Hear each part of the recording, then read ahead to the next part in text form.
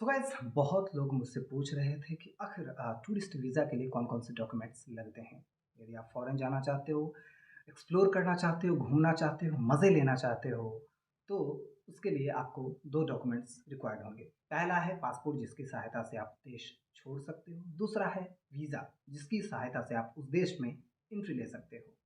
तो वीज़ा के लिए कौन-कौन से डॉक्यूमेंट्स आपसे माँगे जा सकते हैं? ये निर्भर करता है अलग-अलग कंट्रीज़ पर। अलग-अलग कंट्रीज़ के अलग-अलग रूल्स एंड रेगुलेशंस होते हैं। अलग-अलग कंट्रीज़ आपको अलग-अलग डॉक्यूमेंट्स माँग सकती है। उन सारे डॉक्यूमेंट्स आपको मैं बताने वाला हूँ जो डॉक्यूमेंट्स आपसे माँगा जा सकता है। लेकिन सारी कंट्रीज़ में कुछ डॉक्यूमेंट्स हैं जो कॉमन होते हैं। जैसे कि पहला आपका है पासपोर्ट। पासपोर्ट आपसे माँगा जा सकता है जिसकी वैलिडिटी कम से कम 6 महीने की बची हुई हो और 2 पेज खाली हो, तभी आपको एंट्री मिलेगी वरना नहीं। दूसरा डॉक्यूमेंट्स है वो है वीज़ा फॉर्म। वीज़ा फॉर्म को आप ऑनलाइन भी भर सकते हो, ऑफलाइन भी भर सकते हो। कई कंट्रीज़ जो हैं वो वीज़ा ऑन अराइवल रखती हैं, यानी कि उस कंट्री जाओ और वहाँ पर एयरपोर्ट पे ही वीज़ा फॉर्म भरो और अप्लाई कर दो और आपको instantly within half an hour आपको आपका वीज़ा मिल जाएगा। इतना ही नहीं, यदि बात करें कि और क्या डॉक्यूमेंट्स लगते हैं तो आपसे आपका शो मनी माँगा जा सकता है कि आप वो जो देश जा रहे हो, कितने पैसे लेकर के जा रहे हो। जैसे कि थाईलैंड में आपसे माँगा जा सकता है, मॉरिशस में भी शो मनी आपसे माँगा जा सकता है कि हमारे देश आ तो रहे हो, खर्च करने वाले हो या नहीं, दिखाओ पैसे कितने हैं तुम्हारे पास। यदि शो मनी नहीं है, तो कई देश आपसे आपका बैंक स्टेटमेंट माँगते हैं कि आपके पास पैसा है या नहीं है या फिर ऐसे ही जा रहे हो, तो कई देश आपसे आपका बैंक स्टेटमेंट माँग सकते हैं। इतना ही नहीं, कई देश आपसे आपका पीसीसी पुलिस क्लियरेंस सर्टिफिकेट भी माँग सकते हैं। जी हाँ, बहुत सारे ऐसे देश हैं जो थोड़ा-सा स्ट्रिक्ट है और वो आपको अलाउ नहीं करते हैं विदाउट पीसीसी। तो ये भी आप बनवा कर के रखो या फिर पहले रिसर्च कर लो कि जिस देश को मैं जा रहा हूँ, उस देश में पीसीसी रिक्वायर्ड है या नहीं।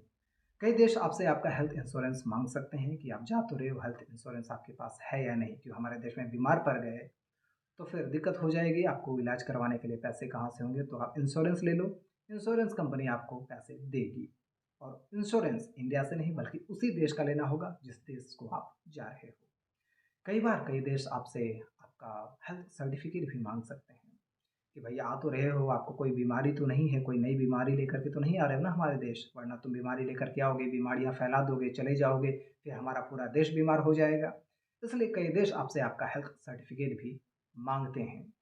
इतना ही नहीं, कई देश आपसे आपका जो है सेल्फ डिक्लेरेंस एप्लीकेशन या फिर सेल्फ डिक्लेरेंस फॉर्म आता है, जो माँगते हैं जिसमें आपको यह मेंशन करना होता है कि आप क्यों जा रहे हो, कहाँ जा रहे हो, कितने दिन रुकोगे, कहाँ-कहाँ घूमने का प्लान है, क्या करते हो आप, वगैरह-वगैरह सारी चीज़ें मेंशन करनी होती हैं और आपको सेल्फ अटेस्ट करके देना होता है। और भी बहुत सारे डॉक्यूमेंट्स आपसे माँगे जा सकते हैं। जैसे कि आपका टूरिस्ट वीज़ा है, तो आपकी रिटर्न फ़्लाइट आपसे माँगेंगे ही माँगेंगे कि आप वापस जा रहे हो, तो कब जा रहे हो और उसका रिटर्न टिकट की फ़्लाइट की बुकिंग दिखाओ मुझे। तो आपको दिखाना पड़ेगा फ़्लाइट बुकिंग डिटेल्स आपको देने पड़ेंगे, रिटर्न फ़्लाइट। इतना ही नहीं, कई देश आपसे होटल बुकिंग माँग सकते हैं कि यहाँ जा रहे हो, कहाँ रुक रहे हो। यदि आपका 10 दिनों का प्लान है, तो 1-2 दिनों का भी होटल बुकिंग आप दिखा दोगे तो काम चल जाएगा। ऐसा नहीं है कि आप 10 दिनों के लिए जा रहे हो तो आप 10 दिनों के लिए होटल आपको बुक करना होगा, नहीं। 1 दिन से ज़्यादा और 4 दिन से कम आप बुक कर लेना। कम से कम आप 3 दिन का किसी भी एक रेस्टोरेंट में होटल में आप अपनी बुकिंग ले लेना क्योंकि ये ज़रूरी होता है। तो ये सारे कुछ डॉक्यूमेंट्स हैं जो आप कंट्री आपसे डिमांड कर सकती है, यदि आप एज़ अ टूरिस्ट जा रहे हो तब।